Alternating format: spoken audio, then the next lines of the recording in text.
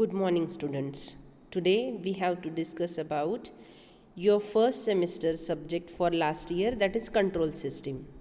Here, for this subject, you have to appear for theory examination, that is in sem and end sem, that is of 30 and 70 marks, oral for 25 mark and term work for 25 marks. So, now let us study in detail about your first unit of control system. So, unit number 1, digital control system. In this, we have to study introduction, configuration of the basic digital control system, advantages and limitations of digital control, data conversion and quantization, sampling and reconstruction process, Shannon sampling theorem, practical aspect of choice of sampling rate, zero order hold and its transfer function, basic concepts and transfer function of first order hold. आता बघा मुलांनो, जसं syllabus तुम्हाला सांगतो, आपल्याला याच्यामध्ये digital control सिस्टीमबद्दलचे basics study करायचे आहेत. आता आपण डिजिटल कंट्रोल सिस्टीमच का शिकणार आहोत, तर याचे इथे काही तुम्ही बघाल तुमच्या थर्ड इयरच्या सेकंड सेममध्ये आपण कंट्रोल सिस्टीम 1 शिकलो. त्याच्यामध्ये आपण ॲनालॉग कंट्रोल बघितलं. त्याच्यात खूप सारे तुम्ही ट्रान्सफर फंक्शन बघितले. त्यानंतर त्याच्यामध्ये आपण बघितलं की मेकॅनिकल आणि इलेक्ट्रिकल सिस्टीमचं कंट्रोल सिस्टीमबरोबर कसं कोलॅबरेशन आपल्याला दाखवता येतं, हे सगळा पार्ट आपण बघितला. मॅथमॅटिकल पार्ट काही ॲनालिसिस आपण स्टडी केलं. आता ह्यामध्ये आपल्याला मेनली फोकस करायचं आहे डिजिटल कंट्रोलवर. तर अगदीच साधं बघायचं म्हटलं तर आपल्याला डिफरन्स माहीत आहे ॲनालॉग कंट्रोल आणि डिजिटल कंट्रोलमध्ये काय असतो.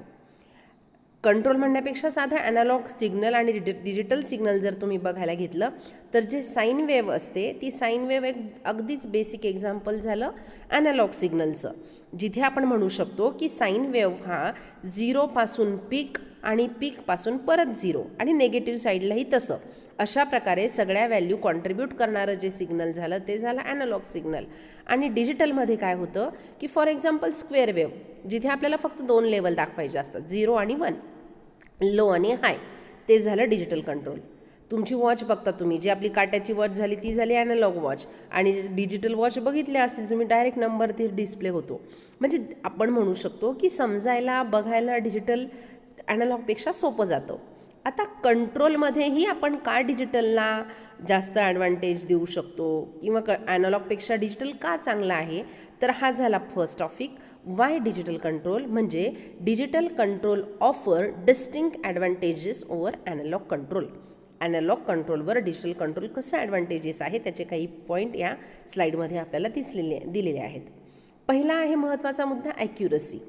ॲक्युरसी म्हणजे अचूकता. बघा आता, digital signal are represented in terms of zeros and 1 with typically 12 bit or more to represent a single number. बरोबर आहे की नाही. जेव्हा तुम्हाला डिजिटल सिग्नल लिहायचं असं तुम्ही 0101चा उपयोग करून लिहू शकता. तिथे नंबर ऑफ बीट्स असतात. आणि याच्यामध्ये काय होतं, this involve very small error as compare to analog signal where noise and power supply drift are always present. म्हणजे डिजिटल कंट्रोल असल्यामध्ये ज्याच्यामध्ये फक्त लो आणि हाय अशा 2च व्हॅल्यू असतात, म्हणजे 0 किंवा 1 ह्या 2च व्हॅल्यू असतात, त्यामुळे तिथे एरर कमी येते, म्हणजे आपल्याला मिळणारे सिग्नल हे जास्त ॲक्युरेट मिळतं. दुसरा ॲडव्हान्टेज झाला इम्प्लिमेंटेशन एरर. म्हणजे आपण जेव्हा डिजिटल सिस्टीम बनवतो तेव्हा ती इम्प्लिमेंट करत असताना आपल्याला कमी एरर मिळते. कसं ते बघा. Digital processing of control signal involve addition and multiplication by stored numerical value. आपल्याकडे दिलेल्या व्हॅल्यूज असतात त्याचं तुम्ही ॲडिशन मल्टिप्लिकेशन करू शकता डिजिटल कंट्रोलमध्ये. The error that result from digital representation and arithmetic are negligible. आणि त्यामुळे तिथे येणारे जे एरर आहे तुमच्या उत्तरामधली ती खूप कमी असते, निग्लिजिबल असते. And the process of analog signal is performed using components such as resistor, capacitor with actual values that are significantly from the nominal design value. आणि बघा, तुम्ही जर कधी analog and digital control system तुम्ही शिकला आहात second इयरमध्ये, तिथं तुम्ही बघितलं असेल की जर आपल्याला ॲनालॉग सर्किट बनवायचं असेल तर आपण रजिस्टर कॅपॅसिटरचे व्हॅल्यूज घेतो. ते सर्किट बनत असताना काही डिझाईन प्रोसेस असतात. त्या डिझाईन प्रोसेसमध्ये रजिस्टर कुठल्या व्हॅल्यूचा घेतला पाहिजे, कॅपॅसिटर कुठला घेतला पाहिजे, हे मॅथमॅटिकली सॉल्व केलं जातं. हे सॉल्व करत असताना एक्झॅक्टली समजा तुम्हाला रजिस्टर आपल्याला माहिती आहे 100Kचा येतो, आपल्याला मार्केटमध्ये 100Kचा रजिस्टर उपलब्ध आहे. पण जर तुमचं व्हॅल्यू आले 105K, मग आपण 105Kचा घेतो का? तर नाही, generally we will go for 100K. म्हणजे अशा पद्धतीने ती जी थोडीफार एरर आहे ती आपण धरूनच चालतो. कशामध्ये? ॲनालॉगमध्ये. जे की डिजिटलमध्ये फिक्स व्हॅल्यू असते, तुम्ही फिक्स घेऊ शकता आणि त्यामुळे एरर आपसुकच कमी होते. आता फ्लेक्झिबिलिटी म्हणजे काय की तुम्हाला ते करणं सोपं झालं, फ्लेक्झिबल झालं. तर कसं ते बघा. An analog controller is difficult to modify or redesign once implemented in hardware. एकदा का तुमचं सर्किट तयार झालं की तुम्ही त्याला परत रिइम्प्लिमेंट करणं थोडं अवघड होतं. आणि डिजिटल कंट्रोलमध्ये काय होतं? The implementation in firmware or software and its modification is possible without a complete replacement of original controller. म्हणजे जर ॲनालॉगमध्ये तुम्हाला हवं असलेलं आउटपुट पाहिजे असेल तर तुम्हाला पूर्ण ते डिझाईन बदलावं लागेल म्हणजे ते तुम्हाला बेसिकपासून सुरुवात करावी लागेल. तसं आपल्या डिजिटलमध्ये होत नाही. डिजिटलमध्ये तुम्हाला छोटंसं चेंज करून हवं ते आउटपुट मिळवता येतं. म्हणून आपण म्हटलं की याची डिझाईन खूप फ्लेक्झिबल असते. Furthermore the structure of digital controller need not follow one of the simple form that are typically used in analog control. आणि फिक्स तुम्ही ह्या स्ट्रक्चरने जा असंही नाही. तुम्ही डिझाईन करायला number of options are available over there. More complex controller structure involve few extra arithmetic operation are easily realizable. बनवणं सोपं असतं. जरी तुम्ही थोडंसं चेंज करायचं ठरवलं तर अरिथमॅटिकच्या 2-4 स्टेप्स तुम्ही चेंज केल्या की आपल्याला हवं तसं आउटपुट मिळवता येतं ह्या आपल्या डिजिटल कंट्रोलरने. पुढे speed.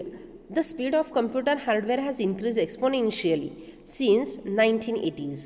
This increase in possible speed has made it possible to sample the process control signal at very high speed. म्हणजे जेव्हा आपण कंट्रोलरमध्ये इतकं ॲडव्हान्समेंट होत गेलं, इतक्या चांगल्या पद्धतीने आउटपुट येत गेलं तुमचं की स्पीड वाढलेला आला तिथे. आणि हा इन्क्रीज स्पीड झाल्यामुळे फास्ट रिझल्ट आले म्हणजेच आपला डिजिटल कंट्रोल यूज केल्यामुळे सिस्टीमचा स्पीडसुद्धा वाढलेला आहे. Because the interval between samples the sampling period can be made very easy. Digital controller achieve performance that is essential the same as that based on the continuous monitoring of the controlled variable. काही व्हेरिएबलवर तुम्ही लक्ष दिलं तर हा speed जो आहे तो आपल्याला ऑब्झर्व करता येतो आणि आपल्याला जास्त फास्ट आउटपुट मिळतं. म्हणून आपण म्हणू शकतो ॲनालॉगपेक्षा डिजिटल कंट्रोल सिस्टीम ही जास्त फास्ट आहे, त्याचा स्पीड चांगला आहे. Cost. Although the price of most goods and services that are steadily increased, the cost of digital circuitry continue to decrease. म्हणजे जरी आपण म्हणतो मार्केटमध्ये फार भाव वाढले, किमती वाढल्या, तरीसुद्धा डिजिटल कंट्रोलसाठी जे लागणारे कंपोनंट आहेत किंवा डिजिटल सर्किटरी जी आहे ते दिवसेंदिवस कॉस्ट इफेक्टिव्ह होत गेलं. मुलांना तुम्ही कम्प्युटर आपलं मोबाईल यूज करता त्यातही तुम्ही बघता, आधी मोबाईल जे होते ते स्मार्टफोन जर तुम्हाला हवा असेल तर त्याच्यासाठी किंमत तेवढी मोजावी लागत होती, जे की आधी तुम्ही कमी पैशातही छान स्मार्टफोन वापरू शकता. हे सुद्धा कॉस्ट इफेक्टिव्हनेस झालं. मग हे का झालं तर advances in very large scale integration technologies. Very large scale integration म्हणजे VLSI टेक्नॉलॉजी. जे मॅन्युफॅक्चरर असतात त्याच्यामध्ये अगदी छोटेसे, आधीचं जर ट्रान्झिस्टर तुम्ही बघितलं असेल, व्हॅक्यूम ट्यूब बघितली असेल, आज तुम्ही बघू शकता की अगदी आपल्या बोटाच्या नखापेक्षाही छोट्या आकारात आपल्याला सगळे ICs, micro controller, micro processor उपलब्ध आहेत. म्हणजे त्याच्यामुळे काय झालं की त्याची कॉस्ट कमी झाली. म्हणजे छोट्या आकारामध्ये कमी पैशामध्ये आपल्याला जास्त ॲडव्हान्टेजेस मिळत गेले डिजिटल कंट्रोल आल्यामुळे. It is possible to manufacture better, faster and reliable integrated circuit and to offer them to the consumer at a very low price. कशी ही सिस्टीम किंमत तर कमी लागते आपल्याला, पण हे बेटर आहे, फास्टर आणि जास्त रिलायबल आहे. This has made the use of digital controller more economical even for small and low cost application. छोट्या ॲप्लिकेशनसाठी सुद्धा कॉस्ट इफेक्टिव्ह आपल्याला आउटपुट मिळतं आहे डिजिटल कंट्रोलमुळे. तर आपण ह्या स्लाईडमध्ये बघितलं की डिजिटल कंट्रोल हा ॲनालॉग कंट्रोलवर ॲडव्हान्टेजियस आहे, कारण याची ॲक्युरसी आहे, इम्प्लिमेंटेशन करताना एरर कमी येते, फ्लेक्झिबल आहे, याचा स्पीड जास्त आहे आणि इकॉनॉमिकल पण आहे, म्हणजे कॉस्ट इफेक्टिव्ह आहे. आता पुढच्या स्लाईडकडे वळूया. याच्यात आपल्याला दिले आहे ॲडव्हान्टेजेस ऑफ डिजिटल कंट्रोल. म्हणजे डिजिटल कंट्रोलचे काय ॲडव्हान्टेजेस आहेत? तर first is better resolution. High रिझोल्युशनचे कॅमेरे आपण यूज करतो, हे सगळं का शक्य आहे? डिजिटल कंट्रोलमुळे. म्हणजे digital control is very advantageous in terms of resolution. Second is coding of digital signal and digital communication. The entry of digital control to the industrial scenario was clarified through the big process industries like steel mill, chemical fertilizer, cement industries because of the cost advantage. Cost तर झालीच, पण याची coding म्हणजे तुम्ही काय 2-4 steps जर change केल्या प्रोग्रामिंगमधल्या की आपल्याला हवं तसं आउटपुट चेंज करता येतं. आणि ह्यामुळे काय झालं की कंट्रोल सोपा झाला. हा कंट्रोल कुठे कुठे? तर केमिकल इंडस्ट्री असेल, स्टील मिल्स असतील, फर्टिलायझरच्या काही कंपन्या असतील, सिमेंटच्या इंडस्ट्रीज असतील, त्या सगळ्या ठिकाणी आपण डिजिटल कंट्रोल यूज करून त्याच्यामध्ये जे डिजिटल सिग्नलच्या कोडिंग्ज असतील, कम्युनिकेशन असेल, ते थोडं इझी झालं, ॲडव्हान्टेजेस झालं. Time sharing. One communication channel may be use to transmit discrete control signal for more than one control system. बघा, एकच कंट्रोलर असतो. मास्टर स्लेव आपले ऐकलं असेल तुम्ही, मास्टर एकच पीसी असतो, पण number of slaves we can use. म्हणजे काय की एका सिस्टीमने तुम्ही नंबर ऑफ ऑपरेटर्स चेंज करू शकता. त्यामुळे काय झालं की एकच गोष्ट आपण एका वेळी 10 लोकांकडनं करून घेऊ शकू लागलो. म्हणजे इथे टाईम शेअर झाला. So this is the big advantage of digital control. Next is control system with inherent sampling. म्हणजे काय झालं की काही ज्या ॲप्लिकेशन होत्या त्याच्यामध्ये हे नेसेसरी आहे की आपल्याला सॅम्पलिंग इनहरंट मिळायला पाहिजे, डिझायरेबल मिळायला पाहिजे. ते आपल्याला कंट्रोल सिस्टीममुळे करणं सोपं झालं. Digital computer implementation of sophisticated control laws. म्हणजे तुम्ही जेव्हा एखादी गोष्ट करता ती लॉला धरून पाहिजे. मग इथे काय झालं की काही कंट्रोल सिस्टम्सचे लॉज आहेत. Dedicated mini computer and microprocessor can be use to implement sophisticated algorithm such as high performance state variable manipulation, Kalman filtering and adaptive control. ह्या वेगवेगळ्या टेक्निक्सचा यूज करून आपल्याला सोफिस्टिकेटेड यूज करता येऊ शकतो डिजिटल कंट्रोलचा. कम्प्युटरसाठीच, मायक्रोप्रोसेसरसाठी लाईक दॅट. पुढे system design. For some control applications better system performance may be achieved by a sample data control system design. For a continuous system the differentiator not only may enhance the existing noise but may also be source of additional noise. In a sample data system, the differentiating action can be implemented by a digital computer without increasing system noise problem. बघा, design तर सोपी झाली, पण design सोपी होत असताना आपल्याला छान परफॉर्मन्स मिळाला. सॅम्पल डाटाला आपण डिझाईन करू शकलो आणि त्यामुळे काय झालं की ह्या सिस्टीममध्ये एररसुद्धा कमी करता येऊ लागली. एरर कमी म्हणजे नॉईज पण कमी, म्हणजे सिस्टीमचं डिझाईन करणं इझी आहे. हा सुद्धा एक ॲडव्हान्टेज झाला डिजिटल कंट्रोलचा. So we can say that resolution, coding of digital signal and digital communication, time sharing, control system with inherent sampling, digital computer implementation of sophisticated control law and system design, these are the advantages. Next आपण बघू शकतो disadvantages of control system. आता digital system ही advantages तर आहेच, पण त्याचे काही लिमिटेशन्स पण आहेत. लिमिटेशन्स कसे की system design. The mathematical analysis of digital controller is sometime more complex and more tedious as compare to the continuous data control system. म्हणजे जरी आपण म्हटलो की त्याच्यातला चेंज करणं सोपं आहे, एरर कमी आहे, पण त्याची डिझाईन करणं हे थोडंसं मॅथमॅटिकली चॅलेंजिंग आहे. त्याचं जे ॲनालिसिस करतो ते थोडं कॉम्प्लेक्स आहे, टाईम कन्झ्युमिंग आहे. System stability is degraded by converting the continuous data system to the digital system. Even a stable second order system can be unstable when converted to discrete version. म्हणजे काय होतं, आपण जेव्हा system घेतली, digital control system तुमच्याकडे असेल तर सिस्टीमची जी स्टॅबिलिटी आहे ती थोडीफार डिग्रेड होते. कारण इथं काय करतो आपण, ॲनालॉगला डिजिटलमध्ये, डिजिटलच्या ॲनालॉगमध्ये कन्वर्जन आपण करत असतो. त्यामुळे सिस्टीमची स्टॅबिलिटी थोडी डिग्रेड होऊ शकते. Loss of signal information. The signal output from the digital control is to be converted to analog from before applying to the actuator. However, the resolution of digital to analog signal using hold circuit is only an approximation of the actual system. So, some signal information is lost in the process. काय होतं इथे, जसं मी तुम्हाला वर म्हणाले की सिस्टीमला आपल्याला ॲनालॉगमध्ये कन्वर्ट करावं लागतं. मग जेव्हा आपण ॲनालॉगमध्ये कन्वर्ट करतो, आउटपुटला जर तुम्हाला परत ॲनालॉग सिग्नल पाहिजे असेल तर आलेलं डिजिटल परत तुम्हाला ॲनालॉग करावं लागेल. म्हणजे इथे सिस्टीमचा सिग्नलचा थोडाफार लॉस होऊ शकतो. पुढे आहे controller dynamic update. Analog to digital और digital to analog convert along with the digital computer introduces some time delay.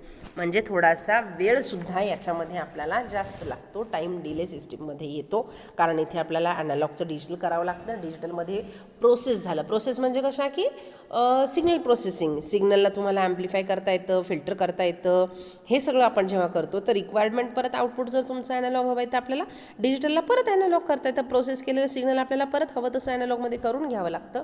ह्यामुळे सिस्टीममध्ये थोडाफार टाईम डिले इंट्रोड्यूस होतो.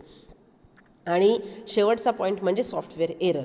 Complexity of controller is in the software implementation algorithm which may contain some error. आपण implement करत असताना त्याच्यामध्ये काही error येऊ शकतात. तर हे झाले सिस्टीमचे disadvantage.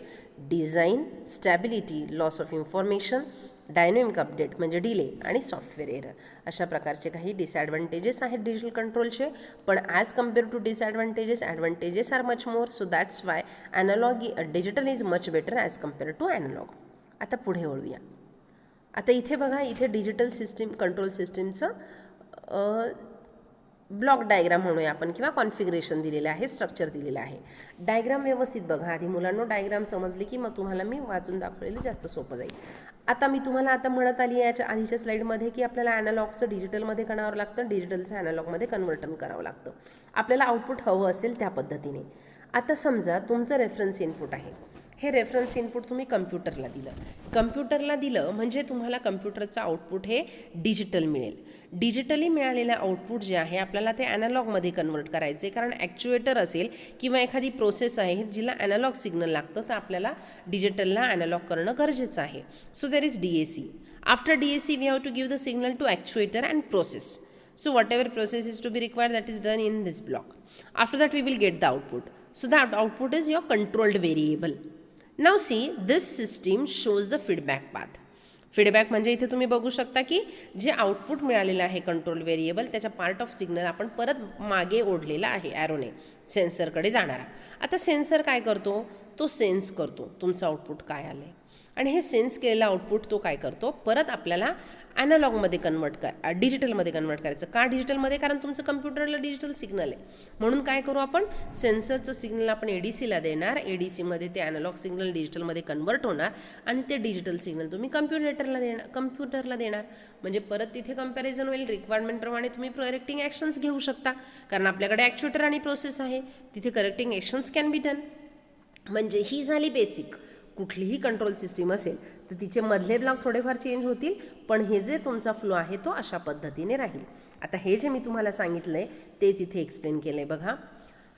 To control a physical system or a process using a digital controller, the controller must receive measurements from the system, process them and then send the control signal to the actuator and effect the control action. बघा बरोबर की नाही. So in almost all the applications, both the plant and the actuator are analog systems. म्हणून आपण डिजिटलला कम्प्युटरचं output जे digital होतं त्याला ॲनालॉगमध्ये convert केलं. This is situation where the controller and the controlled do not speak the same language. जो action घेणारा आहे आणि जो करवून घेणारा आहे यांची जर लँग्वेज सेम नसेल तर आपल्याला आधी त्याला एकाच लँग्वेजमध्ये कन्वर्ट करून घ्यावं लागेल. And some form of translation is required. The translation from the controller language म्हणजे कंट्रोलरची असते डिजिटल लँग्वेज आणि फिजिकल प्रोसेसची असते analog language. So is performed by the digital to analog converter, that is DAC. आणि translation from the process language to the digital controller language is performed using ADC म्हणजेच analog to digital converter. A feedback control, then sensor is needed to monitor the controlled variable for feedback control. The combination of elements discussed here in a control loop is shown in figure. Variations on this control configuration are possible. म्हणजे तुम्हाला हवे तशा पद्धतीने आपण याच्यामध्ये changes करू शकतो. तर हे झालं स्ट्रक्चर. इथे तुम्हाला जो डाटा आहे इथे ते एकाच लँग्वेजमध्ये नसतात, म्हणजे आपल्याला जे आउटपुट मिळतं कम्प्युटरला त्या कम्प्युटरच्या लँग्वेजला आपण म्हणू शकतो की कंट्रोलरची लँग्वेज. ही कंट्रोलरची लँग्वेज आपल्याला फिजिकल म्हणजे प्रोसेस लँग्वेजमध्ये आधी कन्वर्ट करावी लागते, मग ती प्रोसेसरला द्यावी लागते, मग प्रोसेसरचं आउटपुट येतं, ते सेन्सरने चेक केलं जातं आणि चेक करून जे असेल ते आपण परत आपल्याला त्या प्रोसेसरच्या लँग्वेजला पुढे आपण कंट्रोलरच्या लँग्वेजमध्ये कन्वर्ट करू शकतो. हे झालं तुमचं डिजिटल कंट्रोल सिस्टीम. डिजिटली आपण कंट्रोल केला म्हणून हा झाला त्याचा स्ट्रक्चर. आता काही एक्झाम्पल्स बघूया. Example of digital control system. पहिलं एक्झाम्पल आहे close loop drug delivery system. काय आहे ही? क्लोज. आता इथे बघितलं की सगळ्यात महत्त्वाचं म्हणजे ह्या डिजिटल कंट्रोल सिस्टीम ह्या कंट्रोल सिस्टीम्स आहेत, म्हणून ह्या सगळ्या क्लोज लूप आहेत. क्लोज लूप म्हणजे लक्षात घ्या की तुमचं जे आउटपुट येतं the part of output is again given to the input. Complete झालं की नाही डायग्राम? सर्कल झालं, लूप झालं बघा इथे. इनपुटकडून आउटपुटकडे, आउटपुटकडून इनपुटकडे, म्हणून याला आपण क्लोज लूप असं म्हणतो.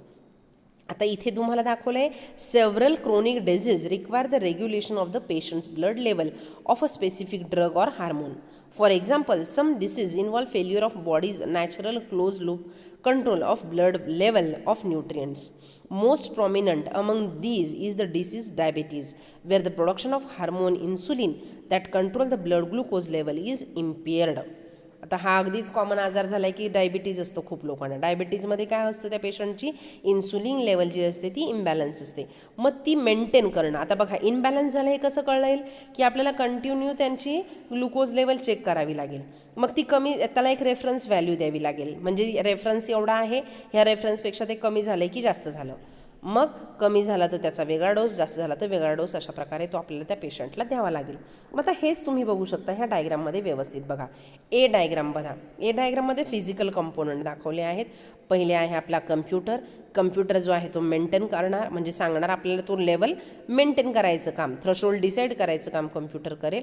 मग तिथे ड्रग पंप आहे, त्या ड्रग पंपला ड्रग टँक थ्रू जोडलेला आहे, म्हणजे पंपला टँककडनं ड्रग मिळेल. समोर पेशंट दाखवलेला आहे, रेग्युलेटेड ड्रग ऑर न्यूट्रियंट्स, म्हणजे काय मग ड्रग द्यायचे असतील, काही न्यूट्रियंट द्यायचे असतील ते तशा पद्धतीने. आणि मग फीडबॅक करून त्या सेन्सर आहे तिथे, मग ते पेशंटला तो कंटिन्यू मॉनिटर करत राहील की गरजेप्रमाणे तो थ्रेशोल्डच्या बरोबर आहे की नाही, नसेल तर अशा पद्धतीने आपल्याला त्याला ते कमी जास्त करावं लागेल. आता हीच पद्धत बघा, ही झाली मी वरती तुम्हाला डायग्राम एमध्ये सांगितलं की ती ॲक्च्युअल गोष्ट जी घडते आहे पेशंट बरोबर. मग पुढे काय केलं ते डिजिटल कंट्रोलरने कसं चेक करता येईल, तर इथे बघा रेफरन्स ब्लड लेवल. ब्लड जसं मी तुम्हाला म्हटलं की थ्रेशोल्ड ठरवून द्यावं लागेल ना, तर तो कम्प्युटरचं काम आहे ते. मग कम्प्युटर काय करेल, त्याला डिजिटल, आता कम्प्युटर म्हणजे तो कंट्रोलर झाला, कंट्रोलरचं आउटपुट हे डिजिटल असतं. मग त्या डिजिटलला आधी ॲनालॉगमध्ये कन्वर्ट करावं लागेल. ॲनालॉगमध्ये कन्वर्ट का केलं, कारण फिजिकल इन्स्ट्रुमेंट कोणता आहे, ड्रग टँक आणि ड्रग पंप. मग त्यांना कळलं पाहिजे म्हणून आपल्याला ते आधी ॲनालॉगमध्ये कन्वर्ट करावं लागेल. मग ॲनालॉग सिग्नल हे डिजिटल पंपला दिलं जाईल. डिजिटल पंप मग ते सिग्नल पेशंटला देईल, म्हणजे जे काही ड्रग असेल ते पेशंटला देईल. मग तिथे पेशंटचं रेग्युलेट होईल, म्हणजे जे पाहिजे ती लेवल मिळेल, रेग्युलेटेड ड्रग ऑर न्यूट्रियंट. मग ती मिळाली की नाही हे कसं कळेल, त्याच्यासाठी परत आपल्याला सेन्सरला सिग्नल द्यावं लागेल. सेन्सर ते जे आलेलं सेन्सरला मिळालेलं सिग्नल तर आता आपल्याकडे ॲनालॉग आहे, मग त्या ॲनालॉग सिग्नलला परत डिजिटलमध्ये कन्वर्ट करावं लागेल आणि कंट्रोलरला त्याला कम्पेअर करायला द्यावं लागेल त्याच्या थ्रेशोल्ड व्हॅल्यू बरोबर. तर हे अशा पद्धतीने क्लोज लूप सिस्टीम झाली कंट्रोलची. इथे आपण काय कंट्रोल केलं, तर ड्रग कंट्रोल केला, म्हणजे ड्रग डिलिव्हरी सिस्टीम आहे ही. This is the one of the example of digital control system. आता दुसरं एक अजून एक्झाम्पल बघूया आपण. Computer control of an aircraft turbojet engine. एअरक्राफ्टचं टर्बोजेट आहे. आता इथे बघा, to achieve the high performance required for today's aircraft turbojet engine employ sophisticated computer control strategies. Simplified block diagram for turbojet computer control system is shown here. The control require feedback of the engine state, speed, temperature and pressure, measurement of the aircraft state, speed and direction and the pilot command. बघा काय काय गोष्टी change करणार, तो काय काय check करणार, इंजिनची stage, एअरक्राफ्टची stage आणि पायलट, म्हणजे ह्या तीन गोष्टी आपल्याला चेक करणं गरजेचं आहे. मग आता हे चेक कोण करेल, तर आपला आज तसंच इथे एक कंट्रोलर हवा, तो कंट्रोलर म्हणजे आपला कम्प्युटर हवा. मग पायलट काय करेल, तो त्या कम्प्युटरला कमांड देईल. आता कम्प्युटरला कमांड दिल्यानंतर गरजेप्रमाणे त्याला आपल्याला ॲनालॉग टू डिजिटल करावून घ्यावं लागेल. डिजिटल टू ॲनालॉग करावं लागेल, कारण कंट्रोलरची लँग्वेज आहे डिजिटल. आणि टर्बोजेट म्हणजे जे काही आपण फिजिकल इन्स्ट्रुमेंट तिकडे वापरणार आहोत ते यूज करणार ॲनालॉग लँग्वेज, म्हणून आपल्याला डिजिटलचं आधी ॲनालॉगमध्ये कन्वर्ट केलं. ते सिग्नल तुम्ही टर्बोजेट इंजिनला द्याल, टर्बोजेट इंजिनवरून ते आपल्याला एअरक्राफ्टला मिळेल आणि एअरक्राफ्ट आपल्याला त्याची स्टेट दाखवेल कुठे येते.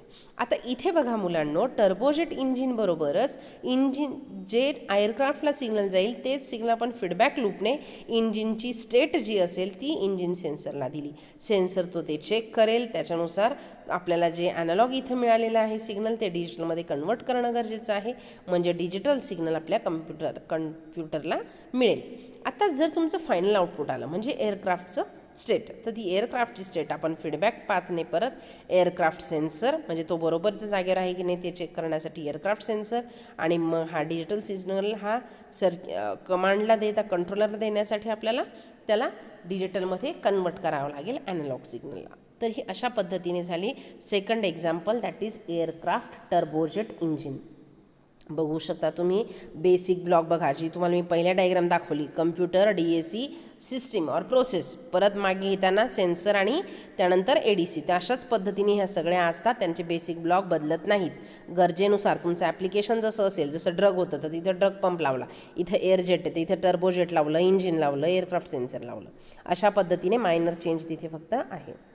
आता बघा मुलांनो, थर्ड जे एक्झाम्पल आहे तर थर्ड एक्झाम्पल आहे रोबोटिक मॅनिप्युलेटरचं. हा रोबोटिक मॅनिप्युलेटर काय करतो, तर robotic manipulator are capable of performing repetitive task at speed and accuracies that far exceed those of human operator. म्हणजे ह्युमन ऑपरेटरपेक्षा जास्त चांगल्या पद्धतीने, जास्त स्पीडने तो त्याचं टास्क, स्पीड पण आणि ॲक्युरसी पण, अचूकतेने तो त्याचं काम करू शकतो. They are now widely use in the manufacturing process. वेगवेगळ्या मॅन्युफॅक्चरिंग जागेवर आता माणसांपेक्षा असले रोबोट यूज केले जातात, such as spot welding, painting, हे असे operations. To perform these task accuracy and the reliability manipulator hand to hand, that is end effector position and velocities are controlled digitally. म्हणजे digitally ते control होतं. each motion of degree of the freedom म्हणजे degree of freedom DOF of the manipulator is position of the end effector. म्हणजे तो त्याची final position बघेल, तो जागेवर आला की नाही बघेल आणि जे काही असाइन वर्क असेल ते काम तो करेल. The computer also provide an interface between the robot and the operator that allow programming the low level controller directing their action. The control algorithm are downloaded from the supervisory computer to the control computers, which are typically specified microprocessor known as digital signal processing म्हणजे DSP chips. तिथे त्या chips असतात, त्यांचं ते आपण प्रोग्रामिंगने त्याला control करू शकतो. The DSP chips execute the control algorithm and provide close loop control for the manipulator. A simple robotic manipulator is shown in figure 1.4a and the block diagram is shown in figure B. Physical आहे बघा, actual system दाखवली A डायग्राममध्ये. तो robotic arm झाला मॅनिप्युलेटर, म्हणजे मी थोडक्यात त्याला robotic arm म्हणते. तर हे अशा पद्धतीने तुम्ही बघू शकता डायग्राम एमध्ये. आता Bमध्ये काय केलं आहे बघा, मग रेफरन्स ट्रॅजेक्टरी म्हणजे काय केलं पाहिजे, ट्रॅजेक्टरी सिस्टीम, रेफरन्स ट्रॅजेक्टरी तिथे आहे.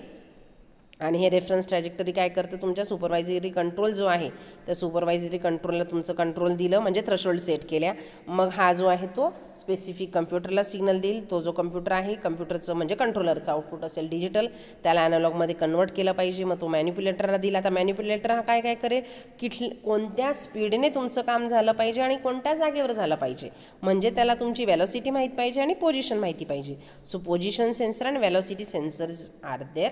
Signal is provided to the position and velocity sensor, then it will convert that analog to digital. Digital will give the signal to your काय म्हणू आपण स्लेव कम्प्युटर, म्हणजे हा जो मध्ये दाखवला आहे कम्प्युटर तो, आणि मास्टर मेन म्हणजे सुपरवायझरी, त्या कम्प्युटरला पण आपल्याला सिग्नल दिलं पाहिजे. तर अशा पद्धतीने मुलांनो हे झालं डिजिटल कंट्रोल सिस्टमचं एक्झाम्पल. आता पुढे आपल्याला बघायचं आहे सॅम्पलिंग थेरम. आता अगदीच मी तुम्हाला सगळ्याहून वेळी सांगते की जेव्हा मी सुरुवात केली तेव्हाच तुम्हाला म्हटलं की sine wave is the best example of analog control, आणि स्क्वेअर झालं तुमचं डिजिटल कंट्रोल. मग आता डिजिटल म्हणजे लो आणि हाय, लो आणि हाय, आणि ॲनालॉग म्हणजे सगळ्यामधल्या पण व्हॅल्यू. मग आपल्याला ज्या ॲनालॉग असेल म्हणजे सगळ्या व्हॅल्यूच्या सिग्नलला तुम्हाला आता एखाद्या स्पेसिफिक व्हॅल्यूला कन्वर्ट करायचे. आता थोडक्यात बघा मुलांनो, सपोज तुमच्याकडे खूप सारा साठा आहे आणि त्यातनं ठराविक आपण अगदी थोडक्यात म्हणायचं म्हणजे आपण म्हणतो ना मराठीमध्ये शीतावरून भाताची परीक्षा. म्हणजे आपण काय करतो, प्रत्येक दाणा भाताचा दाबून बघतो का, एक दाणा दाबून बघतो आणि त्याच्यावरून आपल्याला कळतं की भात शिजला आहे की नाही. तशी ही पद्धत झाली. म्हणजे खूप सारं जेवढं तुमचं अवेलेबल आहे तसं नाही घ्यायचं, त्यातलं एक सॅम्पल आपल्याला निवडायचं आहे. सॅम्पल म्हणजे नमुना. तर एक रेंज आपण ठरवायची, त्या रेंजमधला एकच डिजिट घ्यायचा. आता तुम्ही इथे बघू शकता, बघा डायग्राम दाखवलेली आहे. 2 different waveform with identical samples. आता एक स्ट्रेट लाईन आहे, तिथे एक ट्रायंग्युलर वेव्ह आहे आणि साईन वेव्ह आहे. तर साईन वेव्ह जी आहे त्या साईन वेव्हवर तुम्ही बघू शकता की काही डॉट मार्क केले. आता डॉट मार्क केले म्हणजे काय केलं, आता पुढे मी तुम्हाला व्यवस्थित डिटेलमध्ये सांगणारच आहे. पण आपण काय केलं की एका स्पेसिफिक लिमिटसाठी ती पूर्ण लाईन, साईन वेव्हची पूर्ण लाईन घेण्यापेक्षा काही जे डार्क बिंदू तुम्हाला दिसतात, पॉईंट दिसतात, ते आपण फक्त कन्सिडर करणार आहोत. So sampling is necessary for processing of analog data to digital elements. Successful digital data processing require that the samples reflect the nature of analog signal and that analog signal is recoverable from the sequence of sample. म्हणजे हे लक्षात घ्या, तुमची जी diagram दाखवली तिथे DAC होतं, ADC होतं. म्हणजे ॲनालॉगचं डिजिटल करता पण आलं पाहिजे आणि डिजिटलचं ॲनालॉग पण करता आलं पाहिजे. हे करण्यासाठी जे थेरम आपल्याला यूज करतं ते सॅम्पलिंग थेरम आहे. ही डायग्राम आहे, त्या डायग्राममध्ये 2 वेगवेगळ्या वेवफॉर्म दाखवलेले आहेत. इथे एक faster sampling of 2 waveform would produce distinguishable sequence. So thus it is obvious that sufficiently fast sampling is pre requisite for the successful digital data processing. म्हणजे डाटा प्रोसेस आपल्याला जेव्हा करता येतं तेव्हा हे इझिली तुमच्या ॲनालॉगला डिजिटलमध्ये कन्वर्ट करता आलं पाहिजे, सॅम्पल घेणं सोपं झालं पाहिजे. The sampling theorem give a lower bound on the sampling rate necessary for the given band limited signal. Band limited सिग्नलसाठी ते सॅम्पलिंग थेरम गरजेचं आहे. Signal known as the finite bandwidth. बँडविड्थमध्ये बँड लिमिटेड सिग्नल ते असलं पाहिजे, एका ठराविक रेंजमधलं असलं पाहिजे, म्हणजे इझिली आपण त्याला सॅम्पलिंग थेरम अप्लाय करू शकतो. आता हे सॅम्पलिंग जे थेरम आपण म्हटलो त्याच्यामध्ये मी तुम्हाला म्हटले की आपल्याला ॲनालॉगला डिजिटल किंवा डिजिटलला ॲनालॉगमध्ये कन्वर्ट करता मेनली आपण ॲनालॉगचं डिजिटल कन्वर्ट करत असताना सॅम्पलिंग थेरम वापरत असतो. आता तुम्ही ही वेवफॉर्म बघा, इथे खाली 2 वेवफॉर्म दिल्यावरची जी वेवफॉर्म आहे त्याच्यामध्ये तुम्ही बघू शकता की ॲनालॉग सिग्नल आहे, त्याच्या आपण रेंज ठरवलेली आहे आणि त्या रेंजमध्ये मार्क केलेलं आहे. खाली फक्त ती जी आपली मार्क केलेली वेवफॉर्म आली असेल स्क्वेअर वेवसारखी, ती वेवफॉर्म खाली दाखवली आहे. तर ही करत असताना काही प्रोसेस गरजेच्या आहेत. सॅम्पलिंग थेरममध्ये महत्त्वाची प्रोसेस ती म्हणजे क्वांटायझेशन. मराठीत सांगितलं म्हटलं तर खूप साऱ्या गोष्टी एकत्र घेऊन जमा करणे, म्हणजे थोडक्यात पुड्या बांधणे. तुम्हाला दिलं, आपण एखादी वस्तू आपल्याला ट्रान्सफर करायची आहे, तुम्हाला सांगितलं जा दुकानात जाऊन साखर घेऊन ये. मग साखर कशी आणता तुम्ही, ते दुकानदार तुम्हाला पुडा बांधून देतो की नाही. म्हणजे काय करतो तो तुम्हाला की वेगवेगळ्या गोष्टी एकत्र करून देतो. एक ती जी असेल वेगवेगळे सॅम्पल्स असतील ते एका याच्यामध्ये बांधून देतो. म्हणजे तसंच आहे हे. इथे ब्लॅक कलरने जी दाखवली साईन वेव्ह, तर रेड कलरने काय केलं, त्याची एक लेवल ठरवली आणि ती जमा केली, म्हणजे क्वांटाईज केली. So the digitalization of analog signal involve rounding off, जे मी तुम्हाला म्हटले ना, एकत्रित करणे म्हणजे rounding off the values which are approximately equal to the analog value. The method of sampling chooses a few points on the analog of signal and then these points are joined round off the value to the near stabilized value. Such a process is called as quantization. Means it is the method of sampling choosing few point, means to choose few point and the analog signal, and when we have to choose the point, these points are joined to round off the value to the near stabilized value. Means what are the important stages? First of all, we have to convert the given signal to the samples, and after doing the sampling we have to join them, round off them, and after rounding off we have to give it to the nearest value. So this is the process of quantization. Listen again. Quantization is the process, is the method of sampling chooses few point on analog signal, then these points are joined and round off to the value, that value is near to the stabilized value. काय काय करायचं बघा, आधी तुमचे जे दिलेलं waveform असेल त्याच्यातले काही पॉईंट निवडायचे. ते निवडलेले पॉईंट आहे ते त्यांच्या एखाद्या स्पेसिफिक सिग्नलवर जॉईन ऑफ करायचे, राऊंड ऑफ करायचे. म्हणजे तुम्हाला दिलेले 15 ते 20, मग 15 ते 20 दिले म्हणजे त्याला 13.5 जवळ काहीतरी, आपल्या 17.5 जवळ काहीतरी एकच व्हॅल्यू घ्यायची. म्हणजे आपण म्हणू शकतो की त्याला राऊंडिंग ऑफ. आलं लक्षात? राऊंडिंग ऑफ 10, राऊंडिंग ऑफ 100 शिकले होते की नाही तुम्ही? त्या पद्धतीने. आणि त्यानंतर मग जी आलेली असेल व्हॅल्यू त्याला त्याच्या नियरेस्ट व्हॅल्यूला द्यायचं, म्हणजे ही झाली quantization process. So the quantizing an analog signal. The analog to digital converter perform this type of function to create a series of digital values out of the given analog signal.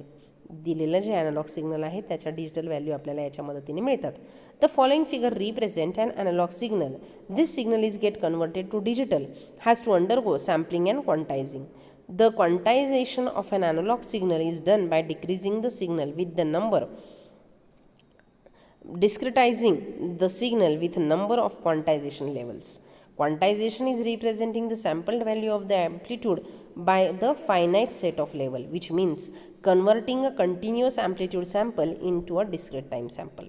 काय करतो आपण या प्रोसेसमध्ये ॲनालॉगला sample फॉर्ममध्ये म्हणजे discrete फॉर्ममध्ये convert करतो. The following figure shows how analog signal get quantized. खाली फक्त क्वांटाइज ती रेड कलरची लाईन तुम्हाला दाखवली क्वांटाइज झालेली. The blue line represent analog signal while the brown line represent quantized signal. Both sampling and the quantizing result in the loss of information. The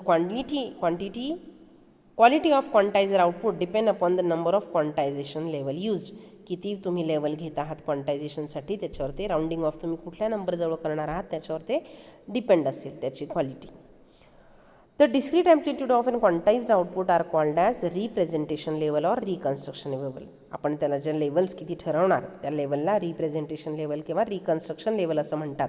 आणि the spacing between two adjacent representation level is called as quantum or step size. त्या दोघांमधल्या अंतराला step size असं म्हणतात. आणि ही figure दिलेली आहे ते मला ती तुम्हाला ॲनालॉग सिग्नल दाखवते. तर अशा पद्धतीने हे डाटा कन्व्हर्जन आणि क्वांटायझेशन असतं. आता पुढे दिलं आहे तुम्हाला की sampling and reconstruction process. Sampling म्हणजे काय तर conversion of continuous time signal, म्हणजे ते क्वांटाइज नसतं, त्याला डिस्क्रीटमध्ये कन्वर्ट करायचं म्हणजे क्वांटाइज करायचं. Quantized not quantize to quantized म्हणजे सॅम्पलिंग, म्हणजे कंटिन्युअस टाईम सिग्नलला डिस्क्रीटमध्ये कन्वर्ट करायचं म्हणजे सॅम्पलिंग झालं. आणि रिकन्स्ट्रक्शन म्हणजे काय तर conversion of discrete time signal to the continuous time signal. लक्षात घ्या, कंटिन्युअस म्हणजे काय ॲनालॉग, त्याला डिस्क्रीटमध्ये म्हणजे डिजिटलमध्ये कन्वर्ट करायचं म्हणजे सॅम्पलिंग. आणि जे डिस्क्रीट फॉर्म आहे म्हणजे डिजिटल सिग्नल आहे त्याला कंटिन्युअसमध्ये कन्वर्ट करायचं म्हणजे रिकन्स्ट्रक्शन. म्हणजे सिग्नलचे सॅम्पल करायचे, सॅम्पल परत सिग्नल बनवायचं. सिग्नलचे सॅम्पल करणं म्हणजे सॅम्पलिंग आणि जे सॅम्पल्स आहेत त्याच्यापासून वेव्हफॉर्म बनवणं म्हणजे रिकन्स्ट्रक्शन. आलं लक्षात. अगदी छोटक्या भाषेत मी तुम्हाला सांगितलं की जे तुमच्याकडे सिग्नल असेल त्या सिग्नलला त्याच्यातले सॅम्पल उचलणं म्हणजे सॅम्पलिंग.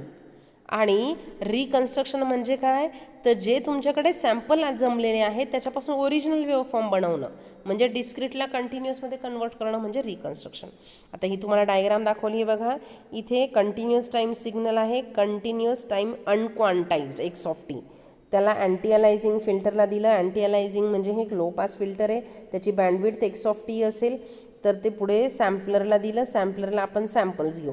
आता बघा मुलांनो, अँटी अलायझिंग हे पुढच्या स्लाईडमध्ये मी तुम्हाला दाखवणार आहे. इथे फक्त लक्षात घ्या की कंटिन्युअस टाईम सिग्नल आहे त्याला फिल्टर लावलं म्हणजे काय केलं की एवढ्या व्हॅल्यूला तू हा दाखव 2 ते समजा तुमच्याकडे सिग्नल आहे 1 ते 5 मधला, मग 1 ते 5ला 2.5 आपल्याला रिप्रेझेंट करायचं म्हणजे सॅम्पल घ्यायचं. हे काम आपल्याला ह्या तुम्ही लो पास फिल्टरला देऊ शकता. आता सॅम्पलर म्हणजे T is equal to N of T, म्हणजे एका पर्टिक्युलर वेळेला सॅम्पल घे, पास होऊ दे ब्लॉक कर, पास होऊ दे ब्लॉक कर म्हणजे सॅम्पल्स घे. हे काम त्या सॅम्पलरने केलं. ओपन झालं की तो सॅम्पल घेईल, पुढे परत सिग्नल पास होत राहील अशा पद्धतीने. त्यानंतर पुढे तुम्हाला जे सिग्नल मिळेल मग सॅम्पल करून झाल्यानंतर ते झालं डिस्क्रीट सिग्नल, म्हणजे ते डिस्क्रीट टाईम सिग्नल. म्हणजे एक्स डी एन हे कंटिन्युअस वेव्ह होती, त्यातले आपण एक पर्टिक्युलर टाईमला सिग्नल घेतलं म्हणजे एक्स ऑफ टी मिळालं. टी म्हणजे काय एन ऑफ टी, एक कुठल्या तरी वेळेला असे नंबर ऑफ सॅम्पल्स आपण घेतले. त्यानंतर ते आपण क्वांटायझरला दिलं. क्वांटायझर म्हणजे आता तो काय करेल त्याची काहीतरी एक राऊंडिंग ऑफ करेल की नाही, राऊंडिंग व्हॅल्यू देईल म्हणून क्वांटायझरला दिलं. मग ते क्वांटायझरचे आउटपुट जे असेल ते तुमचं डिस्क्रीट टाईम क्वांटाइज सिग्नल असेल. आता खालची जी डायग्राम दिली त्याच्यामध्ये दिले तुम्हाला डिजिटल स्टोरेज आहे, ट्रान्समिशन आहे, सिग्नल प्रोसेसिंग. आता हे जे डिजिटल सिग्नल आहे तुम्हाला काय केलं, मग आपण डिस्क्रीट टाईम क्वांटाइजला दिलं, म्हणजे वाय ऑफ एन आउटपुटचं सिग्नल, त्यातले काही सॅम्पल्स आपण जे होते त्यातले पर्टिक्युलर आपण जमा करत आहोत. आणि मग जमा केल्यानंतर काय केलं, रिकन्स्ट्रक्शन सिस्टीमला दिलं. म्हणजे तुम्हाला सांगितले तुमच्याकडे 2.5 आहे, त्याच्या मागच्या पुढच्या व्हॅल्यू लिहा, मग तुम्ही लिहाल 1 ते 5. म्हणजे अशा पद्धतीने आपण रिकन्स्ट्रक्शन करतो. आणि रिकन्स्ट्रक्शन केलं म्हणजे आपल्याला हे अशा पद्धतीने कंटिन्युअस टाईम सिग्नल आपल्याला इथे मिळायला पाहिजे. Quantization causes noise limiting the signal to noise ratio that is about 6 dB per bit. म्हणजे अशा पद्धतीने त्यात थोडं अगदी कमी सिग्नल टू नॉईज रेशोसुद्धा असतो. आता पुढे बघा, इथं मी तुम्हाला म्हणाले की मी अलायझिंगबद्दल तुम्हाला सांगते आहे. आणि मी जे तुम्हाला आता सांगत होते क्वांटायझेशन सॅम्पलिंग, तर त्यासाठी एक महत्त्वाचा रूल आहे. म्हणजे जसं की एखाद्या कंटिन्युअस टाईम सिग्नल आहे आणि त्याचे तुम्हाला सॅम्पल्स घ्यायचे आहेत, किंवा तुमच्याकडे सॅम्पल्स आहेत आणि त्याच्यावरून कंटिन्युअस टाईम सिग्नल घ्यायचे. मग हे सॅम्पल किती घ्यायचे आपण टेक्निकली शिकतो आहोत. म्हणजे आपल्याला माहिती पाहिजे आता भात शिजला की नाही ते बघायला किती तांदळाच्या दाण्यांना दाबून बघायचं हे ठरवणं म्हणजे सॅम्पलिंग थिअरम.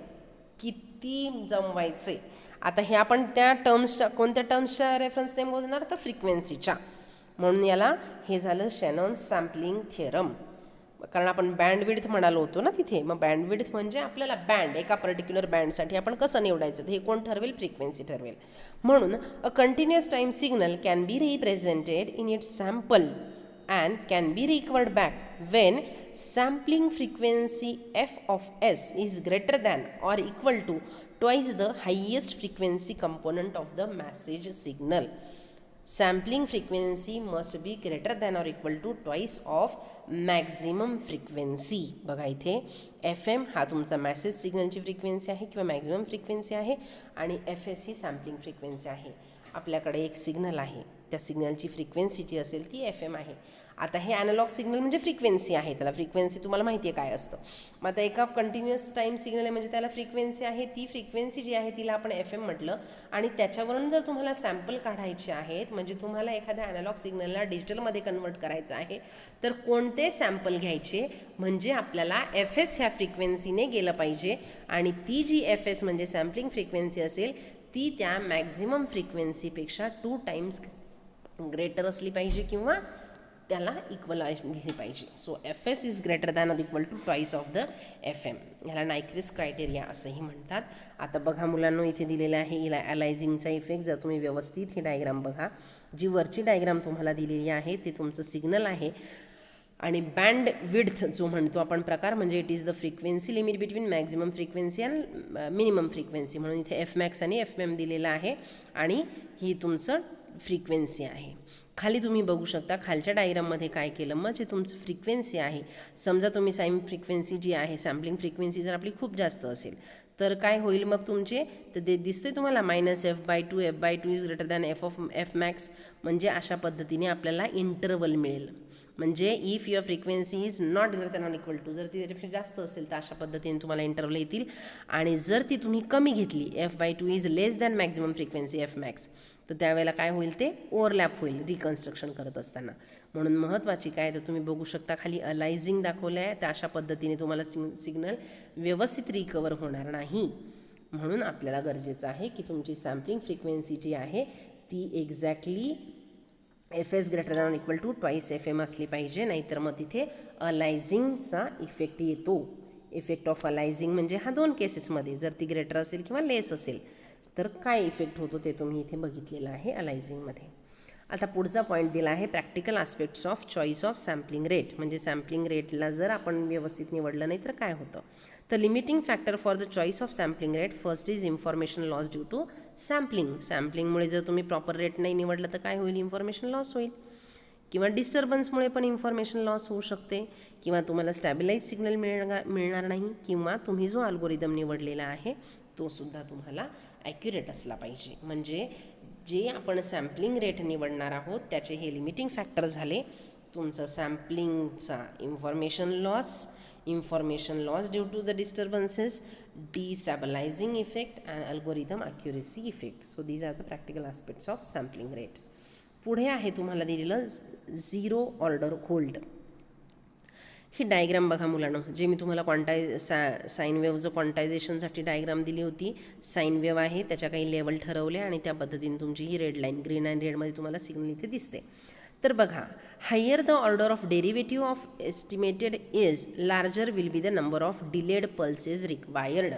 तुम्ही जितक्या उशिराचा, जितका जास्त तुमचं सॅम्पलिंग डेरिव्हेटिव्ह असेल, जेवढा हायर ऑर्डरचा डेरिव्हेटिव्ह तुम्ही घ्याल, जास्तीचा रेट तुम्ही घ्याल, तेवढ्या पद्धतीने तुम्हाला जे सिग्नल त्याच्यामध्ये डिलेड व्हर्जन येईल.